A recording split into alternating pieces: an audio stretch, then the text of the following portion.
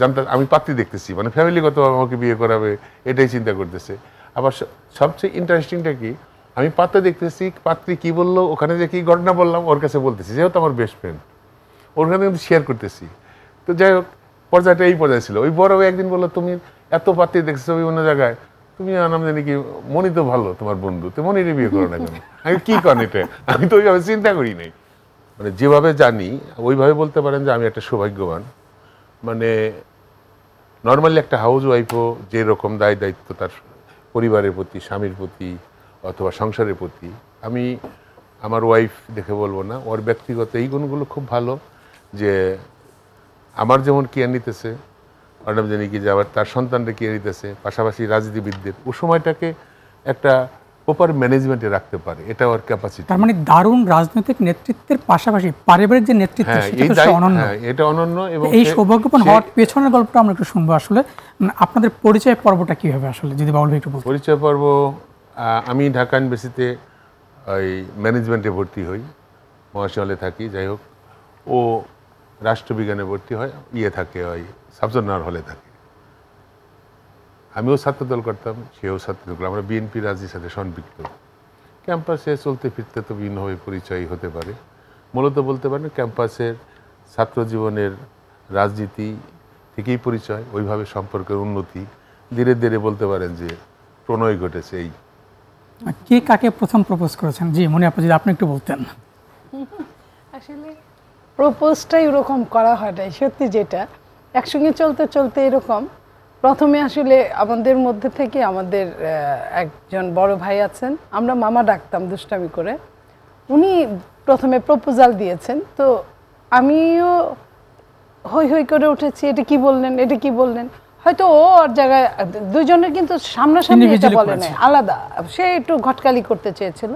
তখন আসলে আমরা ওইভাবে চিন্তাও করি, আপনাদের যে ভাবনাগুলোকে চলাফেরায় কথায় কখনো হয়তো তার কখনো হয়তো ওরকম হয়েছে।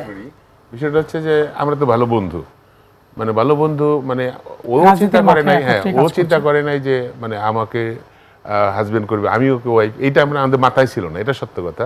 কিন্তু ভালো সম্পর্ক ছিল। ও যে কথাটা বললো সেটা হচ্ছে, ওই বড় ভাই আমাদের জানতাম আমি পাত্রী দেখতেছি, মানে ফ্যামিলিগত আমাকে বিয়ে করাবে এটাই চিন্তা করতেছে।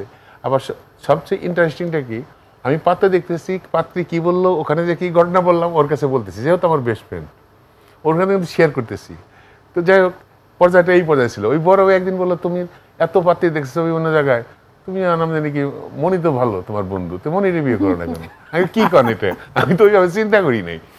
তো এইভাবে আর কি ঘটনার সূত্রপাত বলতে পারেন, যে বন্ধুত্ব থেকেই আমরা হয়তো শেষ পর্যায়ে এই সিদ্ধান্ত উপনীত হইলাম যে আমাদের যে মানসিক অবস্থা বা আমার চলার পথে যে চিন্তা চেতনা, দুইজনের মেন্টাল অ্যাডজাস্টমেন্ট যেহেতু আছে, হয়তো আমরা আপনাদের যে এই যে বোঝাপড়াটা, মানে বিশেষ করে শিক্ষা জীবন রাজনীতির মাঠ, দুজনেই কিন্তু যেটা বলছেন যে একই রাজনীতির অনুসারী, তো সেইটা কতখানি আপনাদেরকে এগিয়ে দিয়েছে এই পারিবারিক জীবনে? এখানে আসলে এগিয়ে দেওয়াটা যতটা না কাজ করেছে, তার চেয়ে বেশি কাজ করেছে বুঝে নেওয়া আর বুঝিয়ে দেওয়া। অনেক সময় বলতেও হয় নাই, আমার এইটুকু আমি ভাগ্যবান, সৌভাগ্যবান অবশ্যই, যে আমি কোথায় যাচ্ছি, হয়তো এক বাসায়ও আছে, জিজ্ঞেস করলো যে কোথায় যাও, বা আমি বললাম যে আমি বাইরে যাচ্ছি, কোথায় যাচ্ছ, আমি এই মিটিংয়ে যাচ্ছি। তোমার অনেক সময় একটা গাড়ি নিয়ে টানা হেঁচড়া হয় যে তোমার কি গাড়ি লাগবে, বা ও বলল, একবারও বলে নাই যে তার দরকার হয়তো, বা তারপরেও বলে নাই যে না তুমি ওটায় যাও না, বা এটাকে বেশি সময় দেওয়া দরকার। বরং অনেক সময় সে আমাকে উদ্বুদ্ধ করছে যে হ্যাঁ তোমার ওইখানে যাওয়া দরকার, তো তুমি ওইখানে কম যাও কেন। অনেক সময় আমরা মন খারাপ করলে তো প্রথমে হাজব্যান্ডকে বা বন্ধুদেরই বলি যে এইখানে, ওই যে যেটা বললেন যে কতবার রাজনীতি মনে মনে ছেড়ে দিয়েছি, তো তখন সে আবার বোঝাতো যে না তুমি দেখো অন্য দেশ চেয়ে, অন্য 10 জনের চেয়ে তুমি খারাপ কোথায় আছো, কম পেয়েছো কোথায়। মানুষের ভালোবাসাটাই তো মেন, কতটুকু পেলাম না এটা না। তো এই যে দুঃসময়ে, পলিটিক্যাল দুঃসময়ে একটা পাশে হাজব্যান্ডকে পাশে ভালো বন্ধু পাওয়া, এটা রেয়ার। একজন রাজনৈতিক সহমর্মীও, হ্যাঁ।